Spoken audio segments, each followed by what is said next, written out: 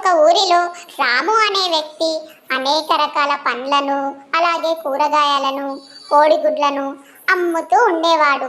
అతను ఎవరికి కూడా ఒక్కటి కూడా దానం ఇచ్చేవాడు కాదు. అలా ఒకరోజు కోడిగుడ్లను అమ్ముతూ వెళుతూ ఉండగా ఒక కుక్క ఎదురై, నాకు చాలా ఆకలిగా ఉంది, ఒక్క గుడ్డు ఇవ్వవా అని అడుగుతుంది. అప్పుడు అతను, నేను ఇవ్వను, వెళ్ళు వెళ్ళు అని బెదిరిస్తాడు.